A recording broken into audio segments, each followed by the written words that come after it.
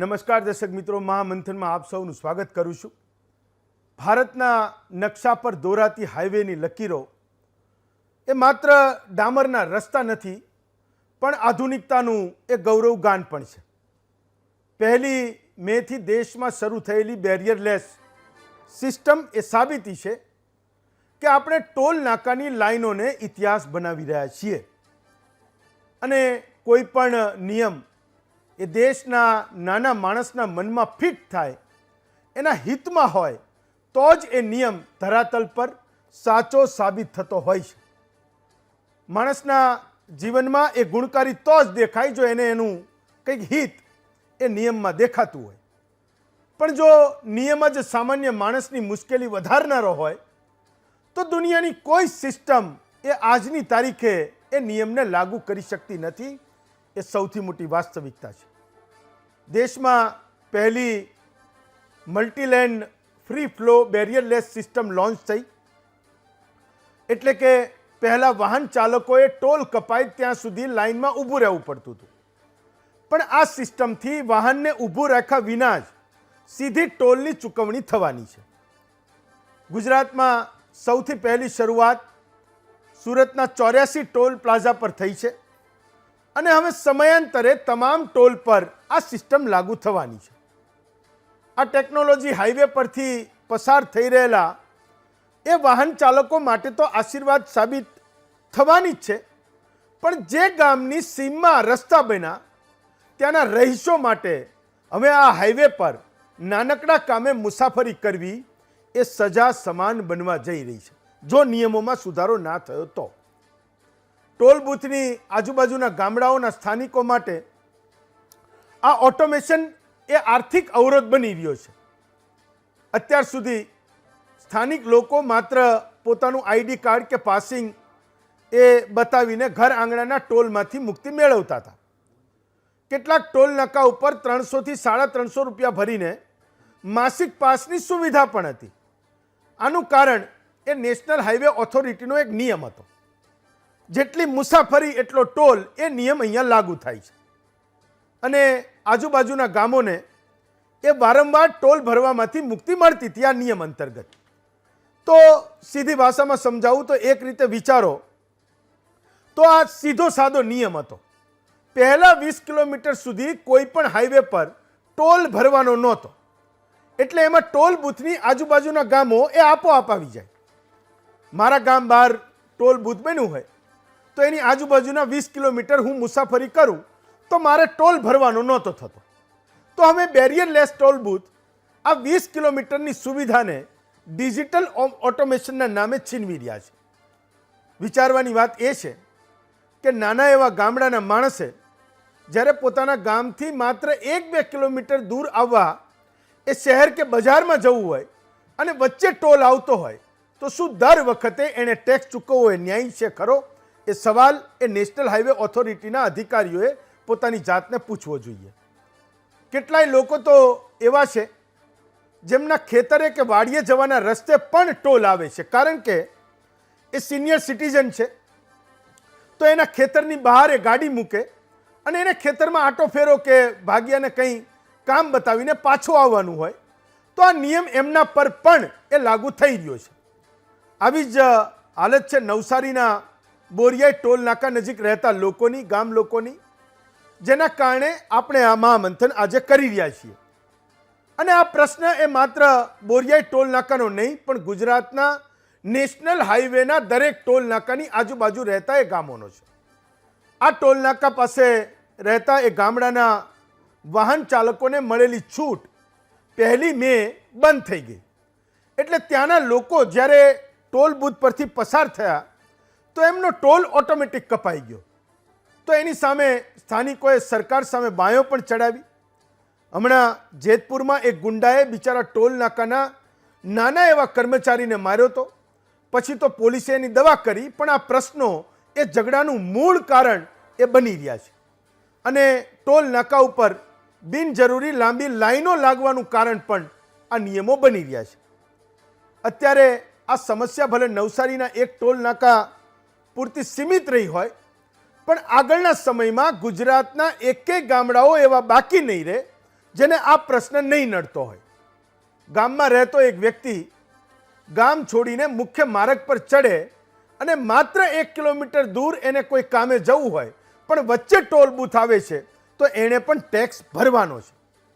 સાદી ભાષામાં કહું તો રાજકોટ અમદાવાદ હાઈવે ઉપર આવેલા એક નાના એવા ગામ ભાયલામાં રહેતા કોઈ વ્યક્તિએ બાવળા કે બગોદરા જવું હોય તો એને પણ ભવિષ્યમાં આ સમસ્યા નડવાની છે. કારણ કે એક નાનું એવું ગામ છે, એની બાજુમાં 10, 12, 15 કિલોમીટરમાં એક ટાઉન છે, તો એની તમામ નાની મોટી જરૂરિયાતો એ નાના એવા ટાઉન પર એ નિર્ભર છે. એને દવાખાને જવું, એના બચ્ચાઓ સ્કૂલે ભણતા હશે, એને મૂકવા જવું, લેવા જવું, ઘરમાં નાનું એવું કોઈ કરિયાણું લેવું, કોઈ ઇમરજન્સીમાં કોઈ મહેમાનને લેવા જવું, કોઈ પણ વસ્તુ. કારણ કે એસટી પણ એ નાના એવા એ ટાઉનમાં જ ઊભી રહેતી હશે. એ ગામના વ્યક્તિએ જો એની પાસે ગાડી છે તો એ ટાઉનમાં એવું બની શકે કે દિવસમાં 3 કે 4 વાર જવાની પણ એ જરૂર પડે, પછી ભલે હાઈવેનું ગામ હોય. સૌરાષ્ટ્રમાં વેરાવળની વસ્તી એક બાજુ જાય તો જૂનાગઢને અને બીજી બાજુ જાય તો કોડીનારના ટોલ બૂથ પર વારંવાર ટોલ ટેક્સ ભરશે. ગુજરાતમાં 9 નેશનલ હાઈવે છે, જેની ટોલ ટેક્સની કમાણી હાઈવેના નિર્માણ કરતાં વધુ થઈ છે એવું સરકારે સંસદમાં થોડા સમય પહેલાં જ સ્વીકાર્યું છે. આ ગુજરાતની જ વાત છે. બીજા પણ કેટલાક રાજ્યો હતા, પણ હું આ 9 નેશનલ હાઈવેની વાત કરું છું, જે સરકારે સ્વીકાર્યું કે એના નિર્માણમાં જેટલો ખર્ચ થયો હતો એના કરતાં વધારે પૈસા, જો એ 9ને તમે ટોટલ કરો તો વધારે પૈસા એ ગુજરાતની જનતા, ગુજરાતમાં આવતા એ તમામ કમર્શિયલ વાહનો અને એ ભારતના નાગરિકોએ ભર્યા છે, જેના કારણે નિર્માણમાં જેટલો ખર્ચ થયો એના કરતાં વધારે ગુજરાતમાંથી નેશનલ હાઈવેને ટોલ ટેક્સ મળ્યો છે. આ વાસ્તવિકતા છે. આ મારા આંકડા નથી, સરકારે સંસદના પટલ પર મૂકેલા આંકડા છે. તો દિવસે દિવસે નેશનલ હાઈવેનું માળખું પણ મોટું થઈ રહ્યું છે. આપણે ત્યાં અમદાવાદ રાજકોટ હાઈવે એવું કહે છે કે નેશનલ હાઈવેને સોંપી દેવાનો છે અને ટોલ બૂથ પણ બન્યા છે, પણ હજુ પણ એનો ટોલ ટેક્સ ઉઘરાવવાનો શરૂ નથી થયો. ખબર નહીં આગળ જતાં શું થાય. તો જે સ્ટેટ ટોલ જે હાઈવે હતા એ ટોલ ફ્રી હતા, એ પણ નેશનલ હાઈવેમાં કન્વર્ટ થઈ રહ્યા છે. ત્યારે સામાન્ય વર્ગ માટે કાર લઈને બહાર જવાની એ સુવિધા એ મોંઘી થવાની છે. ટોલ બૂથને લઈને નિયમો તો છે, પણ એનું પાલન કેવું થાય છે એ આપણે સૌ જાણીએ છીએ, જોઈએ છીએ અને રોજે એનો અનુભવ પણ કરીએ છીએ. કંપનીઓ પણ મોટાભાગના લોકોના ખિસ્સામાંથી ટોલ ખંખેરી લેવાના કિમિયાઓ સારી રીતે જાણે છે.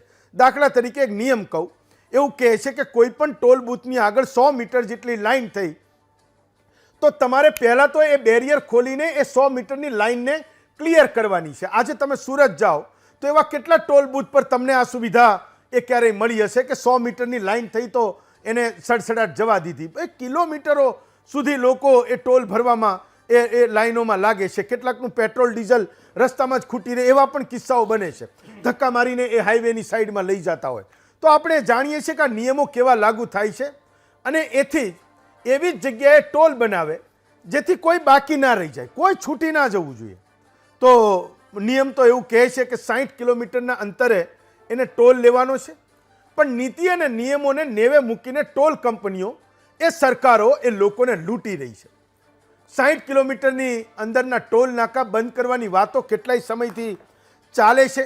કેટલાક રાજ્યોમાં જબરજસ્ત આંદોલનો થયા, ગુજરાતમાં પણ એના ઘણા બધા વિરોધો થયા, પણ જનતાનું સરકારો માને, એ ટોલ કંપનીઓ માને એવું બનતું નથી. પણ હજુ આ એજન્સીઓના લોકોના ખિસ્સા પર એ કાતર ફેરવવાના મનસૂબા હું માનું છું કે પૂરા થયા નથી ને એના કારણે એ નિયમો લાગુ પણ થતા નથી. ત્યારે હવે આ એજન્સીઓ માટે દોડવું તું ને ઢાળ મળ્યો, આપણે જે ગુજરાતીમાં એ કહેવત છે એવી વાત એ થઈ રહી છે. એટલે બેરિયરલેસ સિસ્ટમનો પણ કંપનીઓ ભરપૂર ફાયદો ઉઠાવવાની છે. વિકાસના હાઈવે ત્યારે બની શકા જ્યારે ત્યાંના લોકોએ બાપદાદાની જમીનો આપી, કોઈકે પોતાનું ખેતર ખોયું, કોઈએ ખોરડું ખોયું, પણ આજે એ જ લોકોને ગામની સીમમાંથી બહાર નીકળવા માટે ટોલ ચૂકવવાનો છે. કારણ કે નવો નિયમ બન્યો છે. ઓટોમેટિક કેમેરા નંબર પ્લેટ તો સ્કેન કરે છે, પણ એ ભૂલી જાય છે કે આ ગાડી જે રસ્તા પર દોડે છે એ રસ્તાનો પાયો જ આ લોકોના ત્યાગથી નખાયો છે. ત્યારે મુદ્દો એ છે કે શું સ્થાનિકોને ટોલ ચૂકવવામાંથી મુક્તિ ન મળવી જોઈએ અને ઘર આંગણે ટોલ છતાં વસૂલી કેમ, આ જ વિષય પર આજનું મહામંથન છે. કેટલાક તમારા સવાલોને પૂછીશું, ફોન લાઈન પણ ખોલીશું, પણ એ પ્રયત્ન કરીશું કે પ્રિસાઇઝલી કોઈનો ટોલ બૂથનો અનુભવ હોય એ જ સવાલ અહીંયા આવે. ખૂબ લિમિટેડ સમય હોય છે ને એમાં જ આપણે વિષયને ન્યાય પણ આપવાનો હોય છે, લોકોના સવાલોને પણ લેવાના હોય છે.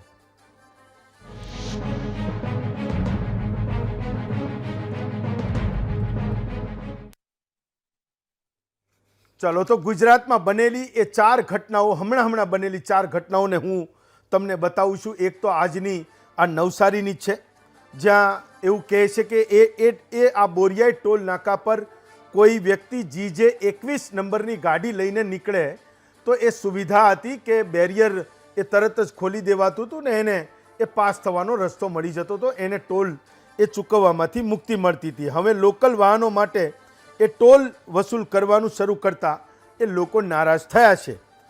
સુરતમાં એ પણ આરોપ લાગ્યો કે રોડ બન્યા, પાકા રોડ બન્યા, એમને સડસડાટ જઈ શકાય, ટોલ વસૂલી શકાય એવા રોડ બન્યા, એ પહેલાં જ ટોલ વસૂલવાનું શરૂ થયું. તો એ તારીખ સાથે ક્યારે વિરોધ થયો એની તારીખ પણ આ સ્ક્રીન પર તમને દેખાય છે. પોરબંદર શહેરની હદમાં એક ટોલ નાકું છે જેનો વિરોધ પણ એક સાથે થયો. પોરબંદર વાસીઓ પણ એનાથી પરેશાન છે અને આસપાસમાં એક સાથે 3 ટોલ નાકાના ઉઘરાણાથી પોરબંદરમાં પણ આ અવાજ એ ઉઠ્યો છે. કારણ કે પોરબંદર એ મહાનગરપાલિકા બની ચૂકી છે અને હવે ત્યાંના લોકો એ શહેરને કહી રહ્યા છે કે ભાઈ જો મારે શહેરમાંથી શહેરમાં ટ્રાવેલ કરવાનું હોય તો મારે એ ટોલ શેનો ચૂકવવો. અને ચોથા જે દ્રશ્યો છે એ 16-18 તારીખે જાન્યુઆરીમાં એ વિરોધ થયો તો એના છે. કચ્છના ભુજમાં એ ટોલ નાકા પાસે ટ્રાન્સપોર્ટરોએ વિરોધ કર્યો હતો કે ભુજના કુકમા નજીક એ ટ્રાન્સપોર્ટરોએ એ વિરોધ કર્યો હતો કે 200 ટ્રાન્સપોર્ટેટર એમણે એ રોડ બ્લોક કર્યો હતો. એ વિરોધ એ હતો કે રોડ શરૂ કરતાં પહેલાં ત્યાંથી જે વાહનો પસાર થાય એની પાસેથી તમે પૈસા લઈ રહ્યા છો. ટ્રાન્સપોર્ટર એટલે વિરોધ કરી શકે કે જિલ્લા વાઇઝ, પ્રાંત વાઇઝ, રાજ્ય વાઇઝ એના પોતાના એસોસિએશન છે, પણ જે બિચારો નાની એવી ગાડી લઈને નીકળ્યો હશે ને કદાચ 1 મહિનામાં 2 કે 3 વાર ત્યાંથી પસાર થયો હશે, એનું દર્દ પણ એ આપણે આજે મહામંથનમાં સમજવાનું છે. તો આજનો આપણો વિષય છે ઘર આંગણે ટોલ છતાં એ વસૂલી કેમ છે. આ ચારેય દ્રશ્યો એ બતાવે છે કે ગુજરાતમાં વારે વારે સમયાંતરે એ ટોલ નાકાઓનો વિરોધ થઈ રહ્યો છે. ક્યાંક એ વિરોધ થઈ રહ્યો છે કે ગામવાળાને મુક્તિ નથી મળતી અને ક્યાંક વિરોધ એ પણ થઈ રહ્યો છે કે ભાઈ રોડ નથી બન્યો અને તમે ટોલ ટેક્સ એ આખરે ઉઘરાવી કેમ રહ્યા છો. અહીંયા ફૂટ અને 2 ફૂટના ખાડા છે. આજનો આપણો વિષય છે ઘર આંગણે ટોલ છતાં વસૂલી કેમ છે. 6 વક્તાઓ છે. શૈલેષભાઈ પરમાર છે, ભાજપના નેતા છે. હેમાંગભાઈ રાવલ છે, કોંગ્રેસના નેતા છે. સંજય ઇજાવા છે, આરટીઆઈ એક્ટિવિસ્ટ છે. ઘણા બધા ટોલ નાકાઓ ઉપર, ટોલ બૂથ પર અને ટોલની વસૂલી પર એમણે સરકારો પાસેથી માહિતી ભેગી કરી છે. શિવાંગ નાયક છે, એ નવસારીના એંધલ ગામથી આપણી સાથે બેઠા છે, સ્થાનિક છે. મનોજભાઈ પારઘી છે, એ જેતપુરના સ્થાનિક છે, જ્યાં થોડા સમય પહેલાં એક મોટો ઇસ્યુ થયો હતો. અને કૌશિકભાઈ ઉપાધ્યાય છે, એ કોડીનારના સ્થાનિક છે. તો સૌથી પહેલાં સંજયભાઈ તમારો ટર્ન કે એક તો એક સામાન્ય માણસની સમજ એવી છે કે ભાઈ તમે એવું નક્કી કર્યું કે જેટલા કિલોમીટરની મુસાફરી એટલો ટોલ તમારે આપવાનો છે, એવું ફિક્સ નથી કે 20 કિલોમીટરે આટલા ને 40 કિલોમીટરે આટલા. તો એક નિયમ હતો. એ નિયમમાં એક મુક્તિની વાત એ સારી હતી કે ભાઈ 20 કિલોમીટર સુધી કોઈ પણ વાહનને એમાં મુક્તિ મળે તો ગામવાળા એમાં આપોઆપ આવી જતા હતા. આ 1 મેથી ગુજરાતમાં ઘર્ષણની શરૂઆત થઈ છે. કન્ફન્ટ્રેશન એ ટોલ નાકાના નાના કર્મચારીઓ અને ગાડીઓવાળાની વચ્ચે એ થઈ રહી છે. આફ્ટરઓલ આ નિયમમાંથી મુક્તિ માટે સરકારોને પણ એ ખબર પડી હશે કે કેમ કે એની શરૂઆત એ નવસારીના બોરિયાઈ ટોલ નાકાથી થઈ છે. સંજયભાઈ. ખરેખર જ્યારે નેશનલ હાઈવે ફી રૂલ્સ 2008 જ્યારે આપણે બનાવવામાં આવ્યા ત્યારે એની અંદર સ્પષ્ટપણે બનાવવામાં આવેલું છે, બતાવવામાં પણ આવેલું છે ભાઈ 60 કિલોમીટરની અંદર કોઈ ટોલ નાકું બે નહીં હોવું જોઈએ, એક જ હોવું જોઈએ. સાથે સાથે જે લોકલ વાહનો હોય છે એ જે લોકલ વાહનોને ટોલની અંદરથી જે 20 કિલોમીટરના રેડિયસની અંદર રહેતા હોય એ લોકોને ટોલની અંદરથી મુક્તિ આપવું જોઈએ. એના માટે ટોલ નાકાની આજુબાજુમાં સર્વિસ રોડ જેવું બનાવીને સુવિધા પણ આપવાનું હોય છે, જે બેરિકેડ લગાવીને તમે એને કંટ્રોલ કરી શકે છે. કારણ કે મોટા વાહનો અથવા અન્ય જે કોમર્શિયલ વાહનો એની અંદરથી પસાર ના થાય એટલા માટે બંને બાજુ રોડના બંને બાજુ સર્વિસ રોડ બનાવીને નાગરિકો અથવા જે 20 કિલોમીટરની અંદર રહેતા લોકોને સુવિધા આપવાનું પણ આ કાયદાની અંદર જોગવાઈ છે. એટલે આ કાયદા અંતર્ગત જ અત્યાર સુધી આપણે આ કામો થતા હતા. અને આ કામરેજ ટોલ નાકું હોય કે બોરિયાચુ ટોલ નાકું હોય, કોઈ પણ જગ્યા પર આ કાયદા હેઠળ લોકલ જે નાગરિકો છે જે વાહન લઈને જતા હોય એ લોકોને છૂટી મળતા હતા. હવે આપણે બેરિયરલેસ જે આવી ગયા એટલે પેલા કાયદા સરકારે ભૂલી ગયા અને એ કાયદા અમલમાં રાખવા માટે એની બાજુમાં જે ટોલ નાકું જે નવું જે બેરિયરલેસ બનાવ્યા છે એની બંને બાજુ જે સર્વિસ રોડ બનાવવાની જે પદ્ધતિ છે એ ભૂલી ગયા. એટલે સર્વિસ રોડ બનાવ્યા નથી એટલા માટે અત્યારે આ પ્રશ્ન અત્યારે ઉપસ્થિત થયા છે. અને જ્યારે લોકલ વાહનો સર્વિસ રોડ પરથી પસાર થતા હોય ત્યારે આ ટોલ આપવામાંથી આપણે બેચી શકાય છે જે કાયદા મુજબ. પણ હાલની અંદર આ કાયદાની અંદર એને જોગવાઈ પાલન કરવા માટેનું કોઈ જોગવાઈ લોકો કર્યું નથી. એટલા માટે આ પ્રશ્ન છે, આ સરકાર સામે આ સવાલ અત્યારે ઉપસ્થિત થયા છે. તરીકે હું પણ આ સવાલ માટેનો જવાબ સરકાર પાસે માંગી રહ્યો છું. સંજયભાઈ, એક મુદ્દો એ પણ છે કે આમાં તમે ખૂબ લાંબુ ખેડાણ કર્યું છે. મેં એ પણ જોયું છે કે જે સ્ટેટ હાઈવેમાં સર્વિસ રોડની તમે કહો છો તો એક રોડ નાનકડો એવો આપેલો હોય છે, ગાડી ત્યાંથી પસાર થઈ શકે. પણ એટલા બધા બમ્પ મૂક્યા હોય ને એવડા મોટા પીપળા મૂક્યા હોય કે જો કોઈ થોડી મોટી ગાડી લઈને નીકળ્યો તો એ ઘસાઈને જ નીકળે. તો જે નિયમોમાં છે, જે સરકારે ખતવીને આપ્યું છે, એ પણ ટોલ નાકાવાળા લોકોને એ માન્ય નથી કે ભાઈ મફતમાં જવાનું છે તો 5 બમ્પ સહન કરીને જાજો અને તમારા ડ્રાઇવિંગની પણ હું ટેસ્ટ લઈશ અને બંને બાજુ બેરિયર મૂકીશ કે તમે એકેય બાજુથી અડી ના જાઓ. કદાચ ગુજરાતના ભાગ્યે જ કોઈ વ્યક્તિ હશે જેણે આ અનુભવ નહીં કર્યો હોય કે ભાઈ સરકારે કીધું મૂકી દેવાનું છે રોડ તારે સ્થાનિક લોકો માટે, તો એ સ્થાનિક લોકો માટે મૂકો ત્યાંય 5 બમ્પ ગોઠવશે કે ગાડી ઠેકતી જ જવી જોઈએ. હા, પણ એ વાત પણ સાચી છે. જ્યારે આપણે ટોલ નાકાની આજુબાજુમાંથી જતા હોય અને ત્યારે પણ આ પ્રમાણે બેરિયરો જે પીપળાઓ બધે મૂકીને આ લોકો કટોકટીમાં નીકળી જાય, રિક્ષા નીકળે એટલું જગ્યા એ લોકો રાખતા હોય છે. એટલા માટે બાકીના જે અન્ય વાહનો છે એ ફરજિયાતપણે પેલો ટોલ ગેટમાંથી જાય અને એ લોકો પાસે જે ફેસ્ટેગ લગાવેલો હોય તો ઓટોમેટિકલી પૈસા કપાઈ જાય એવી ખરાબ નીતિ અપનાવે છે આ લોકો. અને હું તમને આ પણ એક એક્ઝામ્પલ આપું છું. સુરતની અંદર જે નેશનલ હાઈવે નંબર 53 ની અંદર જે ટોલ નાકું બનાવવામાં આવેલું છે, પલસાણા હાઈવે પર જે બનાવવામાં આવેલું છે, રીતસરની ગુંડાગર્દી લોકો ત્યાં કરી રહ્યા છે. કારણ કે એ જે હાઈવે ને લાગતું જેટલા બી જે રોડ છે, એપ્રોચ રોડ આવે છે, ગામમાં જતા જે રોડ છે, એ બધે જ રોડ પર બેરિયર લગાવવામાં આવેલું છે. કારણ કે કોઈ પણ ગાડી નવસારી જવાવાળો હોય અથવા અન્ય જગ્યા પર જવાવાળા ગાડી અંદરથી બાયપાસ થઈને નીકળે નહીં, અને ફરજિયાત પણ એને ટોલ નાકું કવર કરવું પડે. એના માટેનું એ લોકો બેરિયર લગાવે છે અને બાઉન્સરો જેવા ગુંડા તત્વોને પણ ત્યાં બેસાડી રાખવામાં આવે છે. અને આ પ્રમાણેનું પણ અમે જોયા છે, એની સામે પણ અમે અવાજ ઉઠાવ્યા છે, ફરિયાદો કર્યા છે. અને હવે આ કંઈક હદ સુધી થોડુંક ઓછું થઈ ગયું છે, પણ સરકારને એની અંદર ખરેખર એની અંદર ઇન્ટરવેન્શન કરવાની જરૂરિયાત છે અને લોકોને એની અંદરથી રાહત આપવી જરૂરી ફરજ બને છે. શિવાંગભાઈ, તો પહેલી વાત તમારી પાસેથી સમજવા માંગુ છું કે નવસારીમાં આજે જે ઇસ્યુ થયો, શું અત્યાર સુધીમાં GJ21 લખેલા વાહનો એટલે કે નવસારીના પાસિંગ એ તમામ વાહનોને મુક્તિ હતી, જવા દેતા હતા, અને આ 1લી તારીખ પછી ઓટોમેટિક તમારી ગાડી પર ફાસ્ટેગ લાગેલું છે તો ટોલ કપાઈ જ જાય છે, એ વાત સાચી છે કે કેમ? હા, સાચી છે. ફાસ્ટેગ નહીં લાગેલું હોય તો પણ ટોલ કાપી લે છે. મારી ગાડીના 2 વખત ટોલ કાપ્યા. મારે અહીંયાથી આવન જવાન મારા બોરિયા ટોલ થી મારું ગામ 4 કિલોમીટર ખાલી છે, તે મારું ગામ પણ હાઈવે પર જ આવ્યું છે. હવે હું ત્યાંથી 10 થી 15 વખત ત્યાંથી ટ્રાવેલ કરું, આવન જવાન થાય મારે. કારણ કે મારે ખેતી છે અને મારે મજૂર લેવા માટે ટોલની તે બાજુ બીજા ગામ ખરા, એ બાજુ ત્યાંથી મજૂરને લાવવાના હોય, પાછા એમને મૂકવા જવાના હોય. જે તે વસ્તુ અમે શાકભાજી રોપીએ કે બધું તે માર્કેટમાં અમારે પહોંચવાનું હોય, એના માટે બી પાછું નવસારી જવું પડે અમારે. એના માટે અમે એમ કહે છે કે આ ટોલ જે સિસ્ટમ છે એ નાબૂદ જ થવી જોઈએ, કારણ કે અત્યાર સુધી અમે ફ્રીમાં જ મુસાફરી કરી છે લોકલ પબ્લિકે જે 21 એટલે નાબૂદ થાય તેટલું અમારી માંગ છે આના માટે. માનો કે ફાસ્ટેગ તમારી પાસે નથી તો એ તમારા નંબરને ટ્રેક તો પણ કરીને કપાઈ જશે. એની સાથે કયો ફાસ્ટેગ તમારો લિંક છે એ તો એ કાપી જ લેવાના છે. પણ ફાસ્ટેગ તમે હા. નહીં લગાવો એ પણ હવે 1 મે થી મોટો ગુનો છે, કારણ કે સવા ગણો ટોલ તમારે આપવાનો, એ તમને બ્લેકલિસ્ટેડ પણ કરશે. બ્લેકલિસ્ટ થયા પછી જો તમારે ફરી પાછું ફાસ્ટેગ રીઇસ્યુ કરવું હોય તો તમારે KYC આપવું પડશે ને. કેટલાક એવા નિયમો લાગુ થયા છે કે બ્લેકલિસ્ટ તમે 2 કે 3 વાર થયા તો વાત ખતમ, તમને એ નવું ઇસ્યુ જ નહીં કરે. દર વખતે તમારે બમણો કે સવા ગણો ટોલ ચૂકવીને જ તમારે જવું પડશે. મનોજભાઈ, તો મને એ સમજાવો મનોજભાઈ કે તમારે ત્યાં થોડા દિવસ પહેલાં એક માથાકૂટ થઈ હતી. એક લુખ્ખા તત્વએ એક નાના માણસને માર્યો હતો કે ભાઈ મારો ટોલ કેમ કપાયો, હું વચ્ચેની લાઇનમાંથી ગયો તોય મારો ટોલ કપાઈ ગયો. એ વાત તો સાચી કે એ અસામાજિક તત્વ હતો. પોલીસે એને બરાબરનો પાઠ ભણાવ્યો ને એને ખબર પડી કે ભાઈ નાના માણસની સાથે વર્તન ના કરવું જોઈએ. પણ તમારે ત્યાં પણ આ કોઈ મુશ્કેલી એ નવી શરૂ થઈ છે કે કેમ, અને લોકો એનો દબાતા અવાજે વિરોધ પણ કરી રહ્યા છે કે કેમ?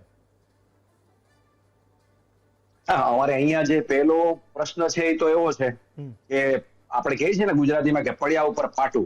જેમ કે જે પીઠડિયા ટોલ નાકું છે એ જેતપુર શહેરથી 6 કિલોમીટર દૂર છે. હા. તો બીજું ભરૂડી ટોલ નાકું છે એ 60 કિલોમીટર, એટલે કે એવરેજ 40 કિલોમીટરમાં જ આવી જાય છે. હા. હવે 60 કિલોમીટરમાં 2 ટોલ નાકા છે અને આના માટે અનેક વખત રજૂઆતો કરી છે. જી. ધારાસભ્યને રજૂઆત કરી છે, સંસદ સભ્યને રજૂઆત કરી છે, એની સાથે સાથે ચેમ્બર ઓફ કોમર્સ, અમારા અહીંયા જે ડાઇંગ ઉદ્યોગ છે એમણે પણ રજૂઆત કરી છે. પણ કેટલીક વખત એવું થાય છે કે સરકારની સામે જે ઉદ્યોગકારો છે એ રજૂઆત કરવા માટે આવે છે, ક્યાંય ને ક્યાંય કોઈ કમિટી કે સમિતિની અંદર હોય છે, એટલે રજૂઆત કરવા માટે એવી રીતે જાય છે કે ટોલ નાકાના મેનેજરને રજૂઆત કરવા જાય. હવે જેને કોઈ પાવર જ નથી, ટોલ નાકાના મેનેજરને શું પાવર હોય? હવે એને આવેદન પત્ર દેવા જાય ત્યારે આપણે એના ઉપરથી ખબર પડે કે ભાઈ આ લોકો માત્ર ને માત્ર લોકોને સમજાવવા માટેની પ્રયત્ન કરે છે કે ભાઈ અમે આવો પ્રયત્ન કરો, કંઈક સારું થઈ જશે. હકીકતે એવું એમાં કોઈ પરિણામ મળતું નથી. પીઠડિયા ટોલ નાકાની વાત કરું, જે જેતપુરથી નજીક જ છે, એમાં શરૂઆતની અંદર ટોલ ફ્રી હતું. એના પછી 5 રૂપિયા નક્કી કરવામાં આવ્યા કે જે સ્થાનિક હોય છે કે સ્થાનિક વાહનો હોય છે એને 5 રૂપિયા માત્ર ટોલ આવક અને જાવકનો લાગતો હોય છે. હવે આજની વાત કરીએ તો 5 ના 10 કર્યા, 10 ના 20 કર્યા અને આજે 35 રૂપિયાએ પહોંચાડી દીધું છે. હવે આ જે 5 રૂપિયા હતા અને ખરેખર કઈ લેવું જ ના જોઈએ, નજીક જ છે. જેમ આપણે વાત કરી પ્રમાણે કોઈનું વાડી છે, ખેતર છે, વ્યવસાય છે નજીક, તો એવા લોકોને કેટલું આ મોંઘું પડતું હશે અને એની સામે આજે 35 રૂપિયા કરી નાખ્યા છે. હવે અહીંયાથી તમે બરોબર પીઠડિયા ટોલ નાકાથી પસાર થાવ અને 35-40 કિલોમીટર કાપો એટલે બીજા 45 રૂપિયા તમારે આપવાના. એટલે આમ એવરેજ ગણો ને તો 150 રૂપિયા જેવું ખર્ચ, 160 રૂપિયા જેવું થઈ જાય છે. હકીકત એ છે કે તમે ટ્રેનમાં મુસાફરી કરો કે બસમાં મુસાફરી કરો અને રાજકોટ થી પાછા રિટર્ન જેતપુર આવી જાવ ને તો આટલું ભાડું નથી થતું. આ તો ટોલ જ એટલો થયો. તો એક 4 વ્હીલ લઈને કોઈ જનાર વ્યક્તિ હોય, પરિવાર લઈને જતા હોય તો એને ટોલ જ એટલો થઈ જાય છે, એની સામે ફ્યુઅલ એટલું થાય છે. અને ખરેખર એને ટોલ લેવાનો હું તો કહું છું સાહેબ અધિકાર જ નથી. કોઈ રોડ રસ્તા યોગ્ય નથી, બધું ભાંગેલું તૂટેલું ખાડા ખબડા વાળું છે. અને જયારે કે આ ઓવરબ્રિજ બનતા હતા ત્યારની પરિસ્થિતિ તો એવી હતી કે સામાન્ય જે કોઈ વાહન લઈને નીકળ્યા હોય ને એ 1.5 કલાક સુધી ફસાયેલા રહેતા ટ્રાફિકની અંદર.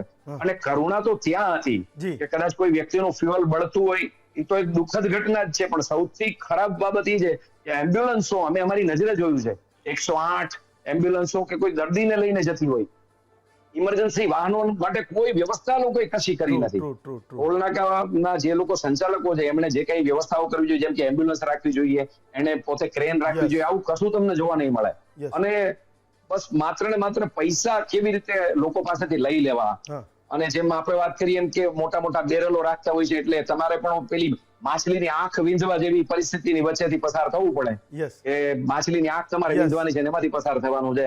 એટલી બધી ટૂંકમાં માત્ર ને માત્ર પબ્લિકને કોઈ રીતે પૈસા એની પાસેથી કેમ પડાવવા, એની સામે સુવિધાને કોઈ પણ પ્રકારની સુવિધા આપવામાં આવતી નથી. એટલે લોકો ક્યારેક એના ચલો હું તમારો મુદ્દો સમજો મનોજભાઈ, અને એ તમારા ગામ વેળાની વેદના પણ ખોટી નથી કે 5 થી 35 રૂપિયા પહોંચે. કોઈ એક માણસને દિવસમાં 2 કે 3 વાર કોઈ કામસર ત્યાંથી 3 વાર આટા ફેરા કરવાની જરૂર પણ પડી તો એ બિચારો 100 રૂપિયા મૂકીને આવે, સાવ એના કોઈ નિરર્થક. કૌશિકભાઈ, તો મેં એ પણ સાંભળ્યું કે કોડીનાર અને આજુબાજુના લોકો એ 3 ટોલ નાકા કોઈક થોડા જ અંતરમાં આવે છે એનો વિરોધ કરી રહ્યા છે.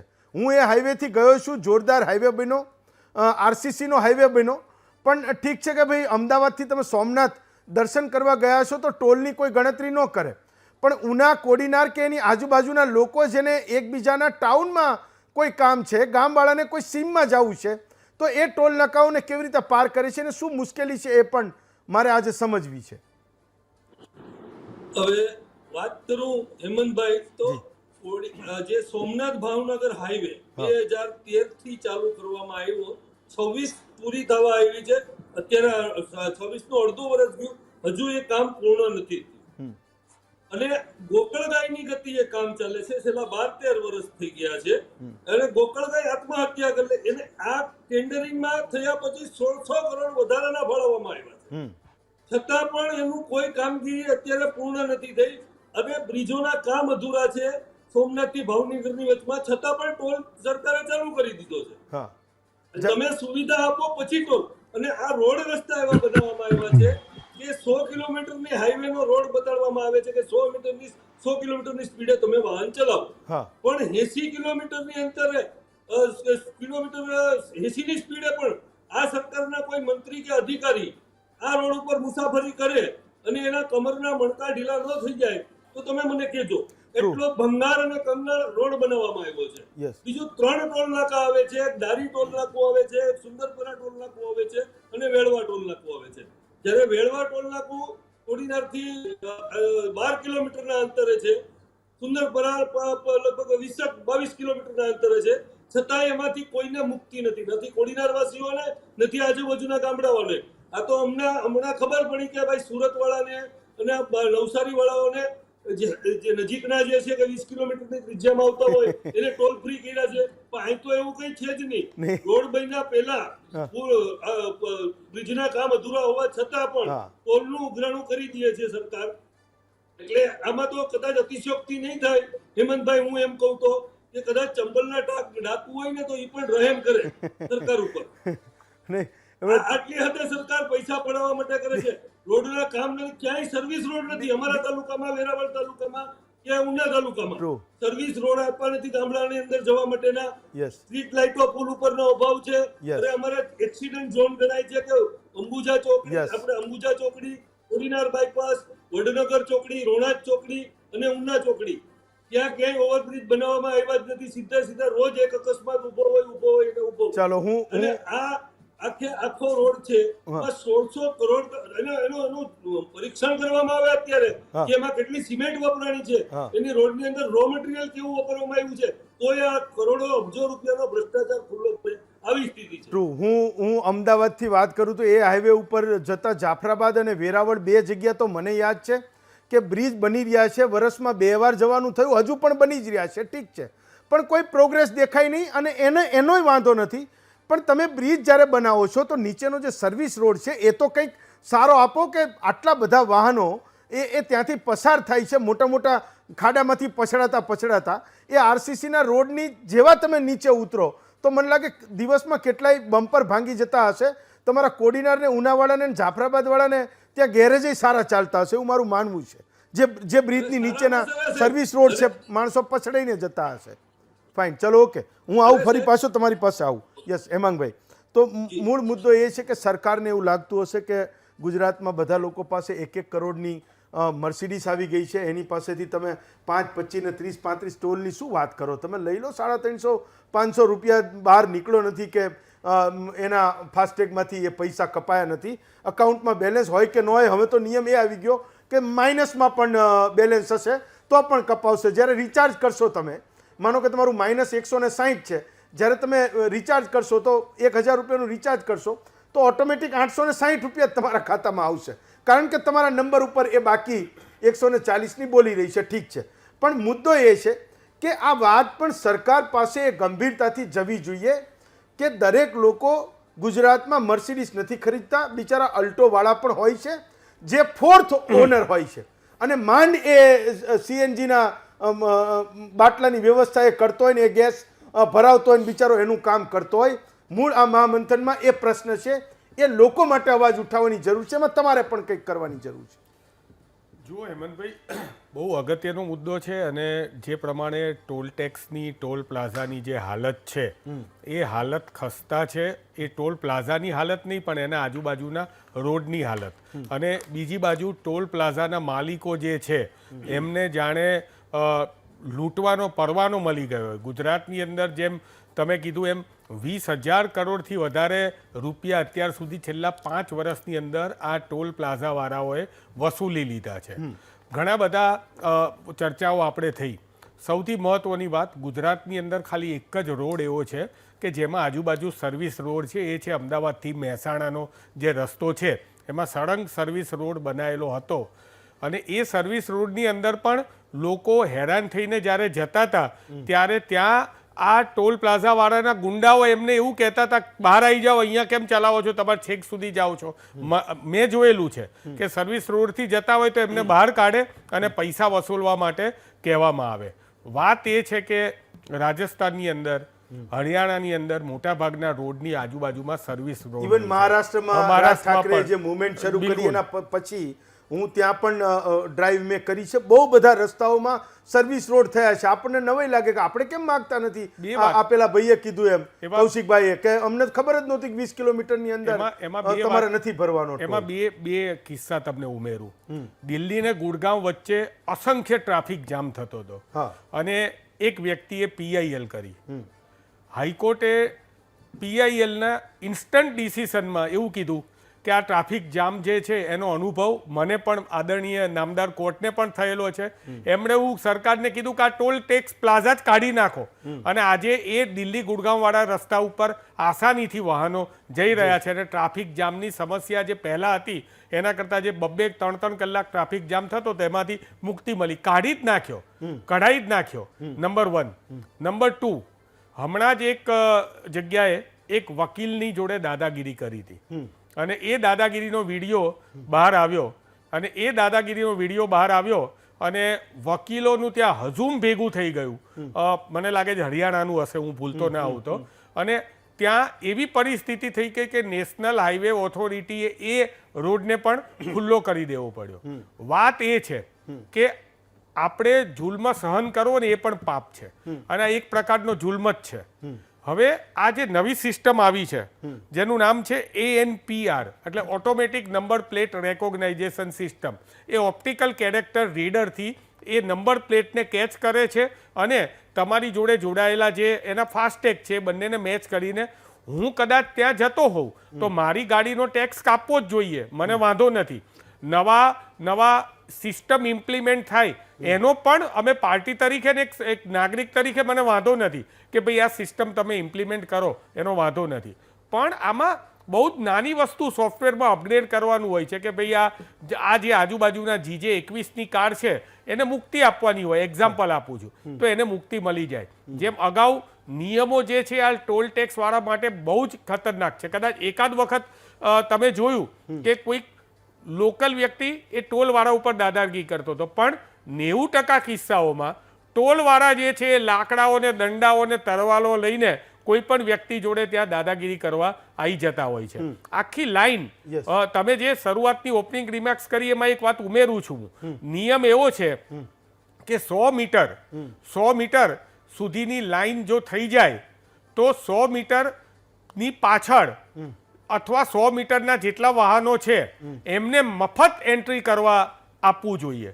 મેં હિંમતનગર ઉપર આ વસ્તુ કરી અને મેં સેજ એક જાગૃત નાગરિક તરીકે અવાજ ઉઠાયો તો એ લોકોએ ત્યાં ફ્રી કરવું પડ્યું એમને. પણ આ ફ્રીના નિયમો જે છે એ એટલા માટે છે કે ટ્રાફિક જામ ના થાય, પણ લોકો આનો ઉપયોગ જ નથી કરતા. બીજી વાત કે આ લોકો શબ યાત્રા હોય, જ્યારે કોઈનું મૃત્યુ થયું હોય ને એની યાત્રા હોય એના પણ ટોલ લેવામાંથી મુક્તિ હોય છે. તો હવે આ ઓટોમેટિક નંબર પ્લેટ રેકોગ્નાઇઝેશનની અંદર સામાન્ય રીતે જ નથી આપતા આ લોકો, તો ઓટોમેટિક નંબર પ્લેટ રેકોગ્નાઇઝેશન સિસ્ટમમાં કઈ રીતે તમે થવાના? આમાં એવું છે, હું એક ટેકનિકલી અપડેટ આપું કે જો તમારા નંબર ઉપર ફાસ્ટેગ નહીં હોય તો તમને જે રીતે ચલણ આવે છે એ રીતે 24 કલાકમાં મેસેજ આવશે અને જો તમે 24 3 કલાકમાં દિવસમાં ભરશો 3 દિવસમાં નહીં ભરો 72 કલાક એની અંદર તમે નહીં ભરો તો તમારે આનેથી ડબલ પૈસા જે છે એ ચૂકવવા પડશે. એટલે આ ઉઘાડી લૂંટ છે. પહેલા તો જેમ ગુજરાતની અંદર દરેક જગ્યાએ હું તમને એક મારો અનુભવ કહું. અમે સોમનાથની અંદર અમારા કોંગ્રેસ પક્ષનો એક કાર્યક્રમ હતો અને અમે જુનાગઢની અંદર રાહુલજી આવવાના હતા અને ત્યાંથી સોમનાથ અમે ગયા. અહીંથી નક્કી કર્યું હતું એ મુજબ એકાદ મિત્રની ગાડી અમે જોડે સાત સંગાથમાં એની ગાડીમાં બેસીને અમે ગયા. વળતી વખતે મોટા ભાગના અમારા નેતાઓ ટ્રેનમાં પાછા આવ્યા. બચારો જે ગાડી લઈને આવ્યો તો ને એકલો જ આવ્યો, કારણ કે ખાડાઓ એટલા હતા. એ જેતપુર વાળો હા, રસ્તો એ જેતપુર બને વાળો છે. રસ્તો છે. હવે એટલે તો ધોલેરા વાળો વિકલ્પ થઈ ગયો હવે. એટલે ખાડાઓ પણ એટલા હતા. આ બાજુમાં શૈલેષભાઈ છે, એમને પણ અમરેલી જતા જતા, એ તો જો કે વીઆઈપી ગાડી લઈને જતા હોય અને ભાજપનો ખેસ હોય તો કદાચ એમને બાજુમાંથી જવા દે તો મને ખબર નથી. મેં તો આવું જોયેલું છે Okay. ઘણીવાર કે ભાઈ ટોલ ટેક્સ વાળા જે છે એની અને સરકારની થોડી ઘણી મિલી ભગત હોય છે ત્યારે આ વસ્તુ બને છે. ખાસ કરીને સર્વિસ રોડ જે છે Yes. એ એક છેલ્લી વાત કરી લઉં કે જે સર્વિસ રોડ આજુબાજુમાં છે, ભરૂચની અંદર એક એવું બનાવ બન્યો કે એક પુલ બન્યો. તમે સર્વિસ ટેક્સ ટોલ પ્લાઝાની અંદર ટોલ તો ચૂકવો જ છો, પણ પુલ માટે જે પુલ ઉપર જવાનો છે એના માટે પણ 15-20 રૂપિયા ઉલેચવામાં આવ્યા.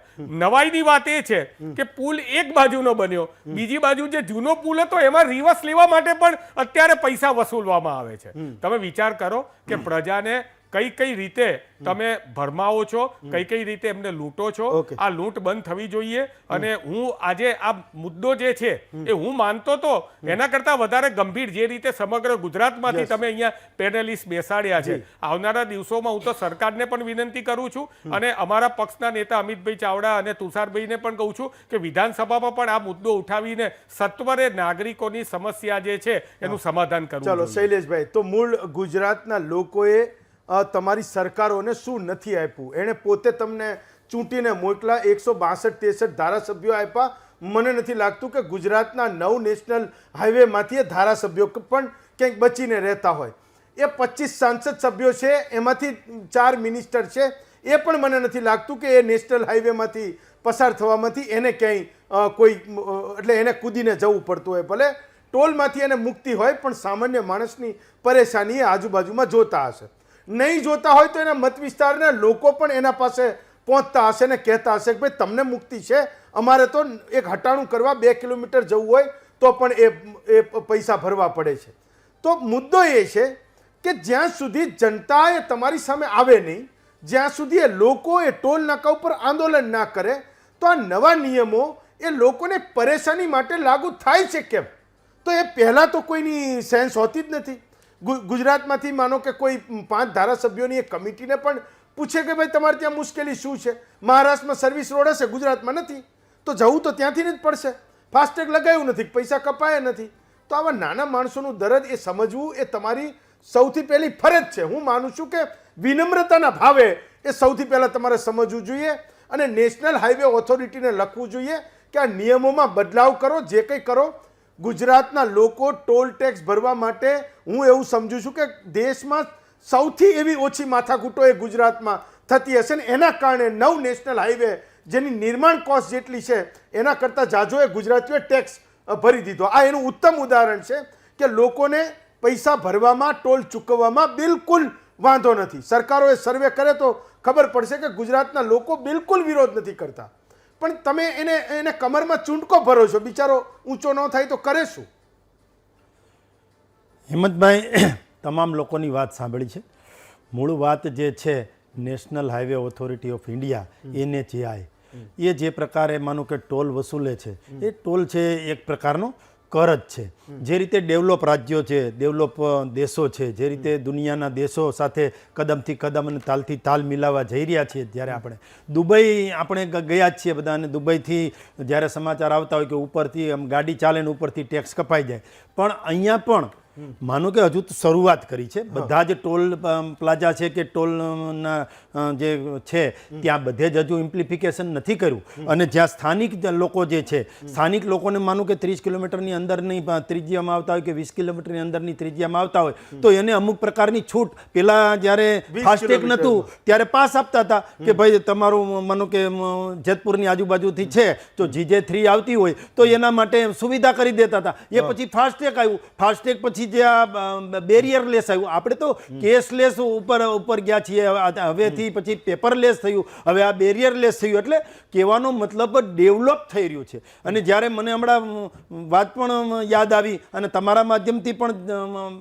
થોડી ઘણી વાત જાણવા મળેલી હતી કે હેમાંગભાઈએ કીધું કે અમારા લોકોને કહીશું કે વિધાનસભામાં રજૂઆત કરે. વિધાનસભામાં રજૂઆત કરવાની જરૂર જ નથી હેમાંગભાઈ, કારણ કે જે આનંદીબેન પટેલ હતા એમણે જે રાજ્યના જે માર્ગો છે એમાં 4 વ્હીલ અને 2 વ્હીલ, માનો કે ગામના લોકો ને સ્થાનિક લોકો છે એ તો 4 વ્હીલ ને 2 વ્હીલરનો જ વધારે ઉપયોગ કરતા હતા, એમાં ફ્રી હતું. એટલે અહીંયા વિધાનસભામાં એ કરવાની જરૂર નથી, લોકસભામાં જે કરવાનું છે એ જે સાંસદો છે એ કરવાના છે. એક વાત બીજી, ભલે મુદ્દો નેશનલ હાઈવે ઓથોરિટીનો હોય, કોઈ ધારાસભ્ય હું તો માનું તમારા પક્ષનો પણ ઉઠાવે, મુખ્યમંત્રીને કે ભાઈ મુખ્યમંત્રી ડાયરેક્ટ ના, એમણે વાત કરી અને માનો કે વાહન વ્યવહાર મંત્રી હર્ષભાઈ છે તો એ પણ ઇન્ટરવ્યુ કરી શકે. હું આપની વાત સાથે ચાલો, સહમત પ્રશ્ન તો મારે ગમે તેનો. શૈલેષભાઈ મારે તમે નામ દીધું એટલે મારે એ કેવું છે કે અમારે પ્રજાના પ્રશ્નો નહીં ઉઠાવવાના. ના, એ બરાબર. તમે ચલો, બીજી વાત ઉઠાવો, અરે ભાઈ, પણ તમે જે આનંદીબેને કરેલા રોડ હતા એ રોડ ની અંદર પણ હવે તમે ચાલો, નેશનલ fine. હાઈવે આપીને Fine, ત્યાં ચાલો, પણ લોકોને એની વાત ઉલેચવાનું પૂરી ચાલુ કરી. કરી હવે દીધું. એની વાત પૂરી કરી.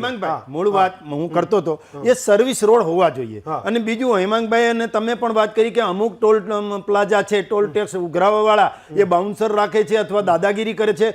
કોઈ પણ જગ્યાએ ક્યાંય પણ દાદાગીરીના ચિત્રો આવ્યા છે કે વિડીયો આવ્યા છે કે અથવા તો કાંઈ પણ થયું છે તો એમાં આપણા હર્ષભાઈ સંઘવીએ પણ સંજ્ઞાન લીધું છે અને કાયદામાં રહેશો તો ફાયદામાં રહેશો એ પ્રકારે એને જેલના સળિયાની પાછળ પણ મોકલા છે.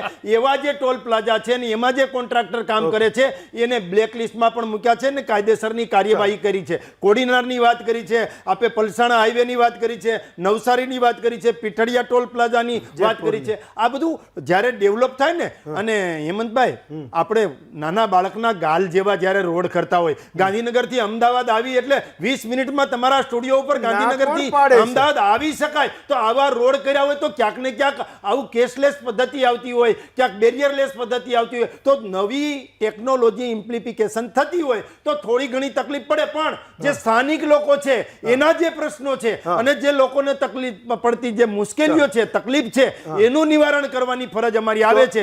એમાં તો નિવારણ કરીશું.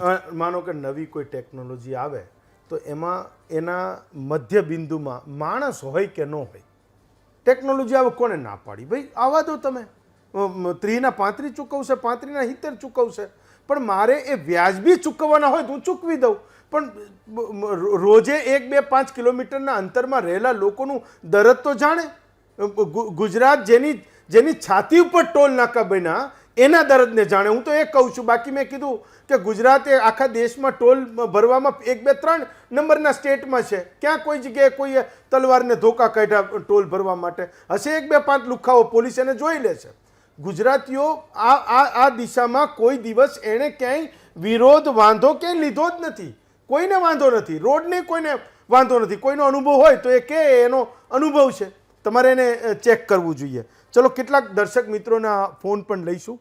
પ્રિસાઇઝલી એ ટોલ નાકાના સંદર્ભમાં હોય, રોડના સંદર્ભમાં હોય એ આવકારીએ છે. પ્રકાશભાઈ છે જેતપુરથી. પ્રકાશભાઈ બોલો. મારે એટલું કહેવાનું કે ગાડી લઈને જાય ને ટોલ લે તો સમજ્યા. મારે ખુદ ને 1 વર્ષમાં મારી ગાડી રેલે પડી હોય અને મારે ટોલ કપાણો, એના માટે પછી આપને બીક લાગે કે આપણા નામની કોઈ બીજે ગાડી હાલે એટલે આપણે અંદર જાણ કરી. ઈ આપને ઓનલાઈન માં એટલા લગે ફોટા મોકલો, આ મોકલો, ગાડીના 5-5 ફોટા, આરસી બુક ની ફોટા બધી મોકલી અને 1 દિવસ લગે આમે ધંધે લગે ને કાંઈ રિફંડ તો આવતું જ નથી. જાય ને લે એનો તો વાંધો નહીં, પણ નથી જતા કપાઈ જાય. એટલે ઘણી વાર એનું નેટ સર્વર ડાઉન હોય ત્યારે એ લોકો હાથમાં ત્યાં નંબર લખીને જવા દે છે.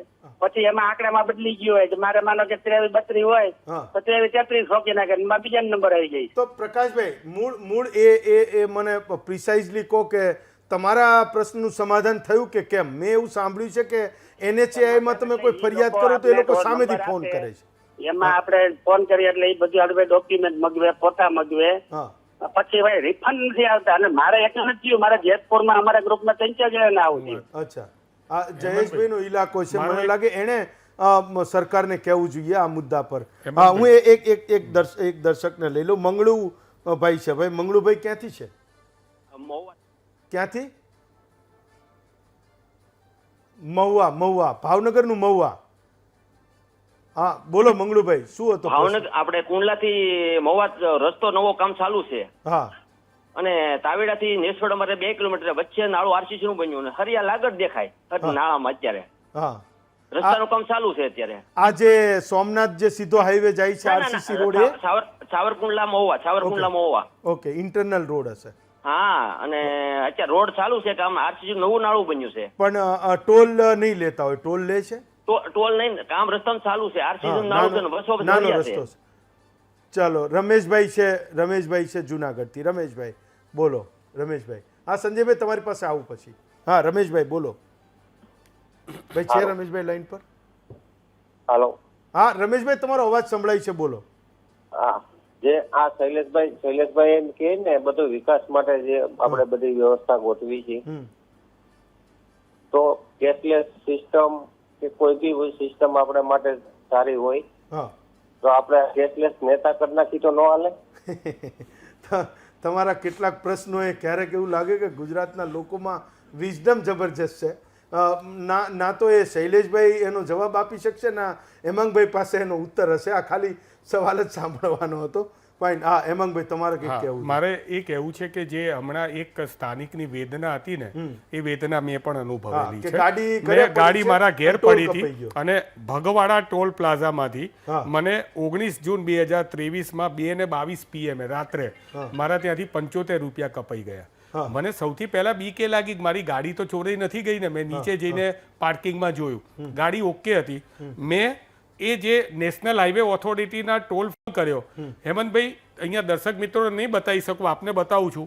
25 મિનિટ ને 47 સેકન્ડ સુધી મેં ચાલુ રાખ્યો કોલ, ખાલી બીપ વાગ્યા કર્યું. કોઈ જાતનું મને એની અંદર કોઈએ જવાબ ના આપ્યો. અને આ ભયની વેદના છે, એવી જ વેદના. છેલ્લે મારે લડવું પડ્યું. મેં આને ટ્વિટર ઉપર મૂક્યું, નીતિનભાઈ ગડકરીને ટેગ કર્યા. ત્યારે 15 દિવસે મને આ સવાલ 75 રૂપિયાનો નહોતો. સવાલ આ લોકોની ટોલ કંપનીઓની લૂંટનો હતો. આને હું કોઈ રાજકીય રીતે નથી સાંકળતો, પણ સામાન્ય માણસોને હેમંતભાઈ આવા અસંખ્ય દાખલાઓ થાય છે કે જેની અંદર સીધા ટોલ કપાઈ જાય છે અને હકીકતમાં એમના વાહનો ત્યાં હોતા નથી. વાહનો હોય છે અને કપાય છે, એની અંદર વાત અલગ છે. અગાઉ પણ મેં કીધું કે ભાઈ નવી સિસ્ટમને અમે તો આવકારીએ છીએ. અમે કોમ્પ્યુટર આવ્યું હતું ત્યારે સંસદમાં ગાડું લઈને નહોતા ગયા. નવી સિસ્ટમ અમે આવકારીએ છીએ, પણ નવી સિસ્ટમના જનતાના ભોગે ના આવવી જોઈએ. એક નાનકડો એવો બ્રેક લઉં ને બ્રેક પછી પાછો આવું છું. જનતાના એ તમામ પ્રશ્નોને પણ અહીંયા લેવાનો એ પ્રયત્ન કરી સમાવેશ કરીશું. પણ મેં કીધું એમ કે ટોલ નાકાના પ્રશ્નો હોય તો એ વધારે આવકારીએ છીએ. એક નાનકડો એવો બ્રેક લઉં છું.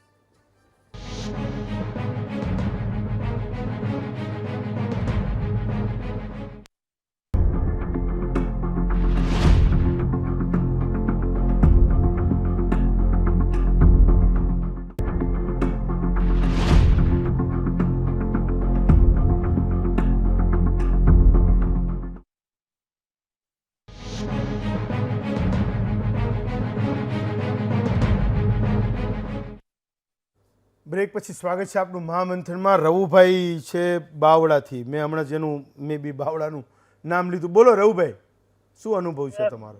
અરે ટોલ નાકાના પૈસા બહુ ભરવા જોવે છે યાર. ક્યાં હોય ટોલ નાકા દાદા આવે છે. સારું, ચલો ફાઇન. રમેશભાઈ પટેલ છે હિંમતનગરથી. રમેશભાઈ બોલો. ભાઈ છે રમેશભાઈ લાઈન પર? હાલો. હા રમેશભાઈ તમારો અવાજ સંભળાય છે, બોલી જાઓ, શું પ્રશ્ન છે? હા રમેશભાઈ બોલો. હિંમતનગર તાલુકાના રાયગઢ નજીક નેશનલ હાઈવે રોડ ઉપર જી સર્વિસ રોડ છે ને, સર્વિસ રોડ પૂરેપૂરો દબાણ થયેલા છે.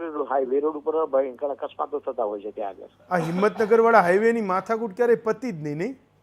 કોરોના વખતે કે કોન્ટ્રાક્ટર ભાગી ગયો થયો હતા કે કેટલાક બ્રિજમાં માથાકૂટો છે, ટાયર પછડાય છે, સર્વિસ રોડમાં રોંગ સાઈડ આવનારા લોકો કેટલાયને મારી નાખે. એ મને લાગે ખૂબ એક ગંભીર વાત છે કે અમદાવાદ આવડું મોટું શહેર જ્યાંથી લોકો અંબાજી જવા માટે એ હાઈવેનો ઉપયોગ કરે છે ને એમનો અનુભવ એ હાઈવે 6 લેન થયા પછી પણ બહુ મોટાભાગના કિસ્સામાં એ લોકોનો ખરાબ છે. ફાઇન, ઓકે ચલો. સંજયભાઈ તમારે કંઈક કહેવું હતું? સંજયભાઈ હા હેમંતભાઈ, મારે આ એક વાતની સ્પષ્ટતા આજે હું કરું, કારણ કે મારા આરટીઆઈ ની અંદર જે કે ડેટાઓ મને મળેલા છે એની અંદરથી મને ખબર પડી છે આપણે બરોડાથી મુંબઈનો જે નેશનલ હાઈવે IRB અને L&T બંને કંપનીને બનાવવા માટે આપવામાં આવેલા છે. લગભગ વર્ષ 2012 થી આ રોડ કાર્યરત થઈ ગયું છે અને ત્યારથી લઈને ટોલ ઉઘરાવવાનું ચાલુ છે. એટલે આમ આરટીઆઈ ની અંદર એવું બતાવે છે જે L&T વાળું પોર્શન છે એ 4000 કરોડમાં અને બાકીના IRB વાળું જે પોર્શન છે એ 6000 કરોડમાં એના નિર્માણનો ખર્ચો છે. એટલે આ ટોલ ઉઘરાવવાનું એમનું જે ટાઈમ લિમિટ છે અને 2019 અને 2021 સુધી છે. આજે આપણે 2026માં છે, તો 2021 સુધી એને જે ટોલ ઉઘરાવવાનું જે એનો પદ્ધતિ હતી એ પદ્ધતિ પ્રમાણે એને ઓલમોસ્ટ 6 કરોડની સામે લગભગ 9 થી 10 કરોડ રૂપિયા ઉઘરાવીને એમનું કામ એમને પૂર્ણ થઈ ગયું છે. એની અંદર એક કન્ડિશન પણ છે, તમે સરકારને 30% રેવન્યુ શેર કરવાનું હોય છે જે ફર્સ્ટ ડે થી, એટલે 2012 થી શરૂ કર્યું ત્યારથી લઈને સરકારને 30% રેવન્યુ શેર કરવાનું અને બાકીના જે 70% છે એ આજે રોડ બનાવનાર કંપની પાસે રહેશે. પણ આજે 2021 પછી એનું જે કોન્ટ્રાક્ટ જે ટોલનું પતી ગયા પછી સરકાર દ્વારા એજન્સીને નિમણૂક કરવામાં આવેલું છે જે ટોલ ઉઘરાવવા માટે. એટલે જે બનાવવાનો ખર્ચો બધું પતી ગયું, એ રિકવર થઈ ગયું અને ત્યાર પછી અત્યારે એજન્સીને ફક્ત 10 થી 12 કે 15% કમિશન આપીને બાકીના પૈસા અત્યારે સરકાર ઉઘરાવી રહ્યા છે. જ્યારે સ્ટાર્ટિંગમાં માની લ્યો 70 રૂપિયા ટોલ ટેક્સ હતો, આજે એની જગ્યા પર 135 140 રૂપિયા થઈ ગયા છે. તો રોડ ઓલરેડી બની ગયું છે અને બની ગયેલા જે બનાવવાનો જે ખર્ચો ઉઘરાવી લીધું છે બધું છતાં આજે ડબલ ટેક્સ સરકારમાં ભરવા માટેનું અત્યારે આપણા ગુજરાતના જનતા એટલે ગુજરાતની જનતા અપેક્ષિત એ હોય છે કે નિર્માણનો ખર્ચો નીકળી ગયો તો તમે મેન્ટેનન્સ માટે કોઈ એજન્સીને નિમો ને એ મેન્ટેનન્સ પૂરતા પૈસા લે, પણ નવાના નહીં. ફાઇન, શૈલેષભાઈ તમારે જવાબ આપવો તો હેમાંગભાઈનો. હા, હેમાંગભાઈ વાત કરતા હતા કે રાજ્યમાં રજૂઆત કરશું ને એ બાબતે પણ કહેતા હતા, પરંતુ આ પ્રશ્ન જે છે એ રાષ્ટ્રીય પ્રશ્ન ગણાય અને આખા દેશનો પ્રશ્ન છે.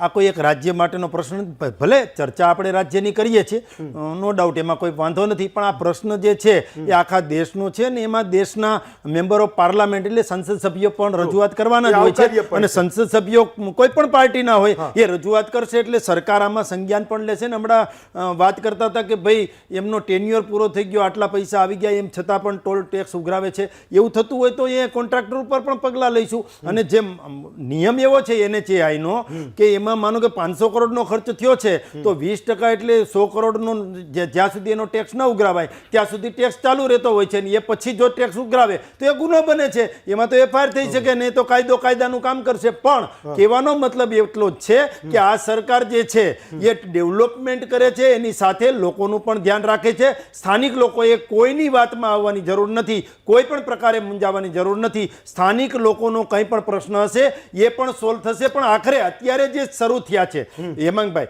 જે ટોલ ટેક્સમાં આ પ્રકારની ઓનલાઈન સિસ્ટમથી કપાવવાનું ફાસ્ટેગની જગ્યાએ જે શરૂ થયું છે એ અમુક એવા ટોલ નાકા છે કે જ્યાં ગામ આવતા નથી, ગામ નથી આવતા અને ટોલ ટેક્સ જે છે ત્યાં કપાય છે, એવા ટોલ નાકા છે ત્યાં જ અત્યારે ઇમ્પ્લિફિકેશન કરાયું છે. ને જ્યારે ગામ આવવાના થશે ત્યારની વાત પાછી જુદી છે, એ પ્રકારે ઇમ્પ્લિફિકેશન કરશું. આ સરકાર તો લોકો વડે, લોકોથી, લોકો દ્વારા ચાલે છે, એટલે લોકો કહે છે એમ જ કરીશું. તમે 3 ટોલ નાકાની આજુબાજુના રહીશોને અહીંયા બેસાડ્યા હતા, એણે પોતાના પ્રશ્નો કીધા, એ બિલકુલ પ્રેક્ટિકલ હશે.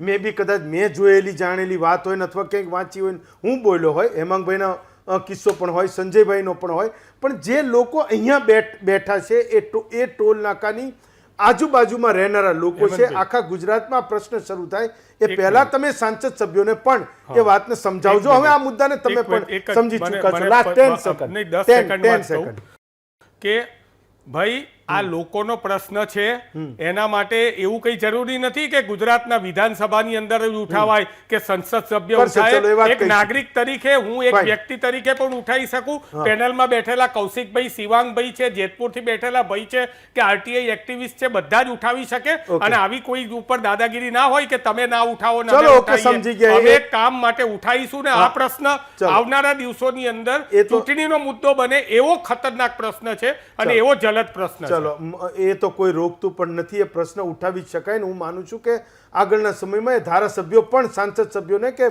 સરકારને એ રજૂઆતો કરશે. શૈલેષભાઈ, હેમાંગભાઈ, સંજયભાઈ, શિવાંગભાઈ, મનોજભાઈ ને કૌશિકભાઈ, તમામનો આભાર માનું છું અને એ આશા પણ રાખું છું કે ટોલ નાકાની આજુબાજુમાં જે ગામડાઓ છે એનો આ ગુજરાતનો પ્રશ્ન, આમ તો દેશનો પ્રશ્ન પણ ગુજરાતનો પ્રશ્ન, એ સાથે એનું સમાધાન થાય, સરળ થાય અને લોકોને એમાંથી રાહત પણ મળે. આવતીકાલે વધુ એક નવા વિષય સાથે ફરી મળીશું. આજે રજા આપશો.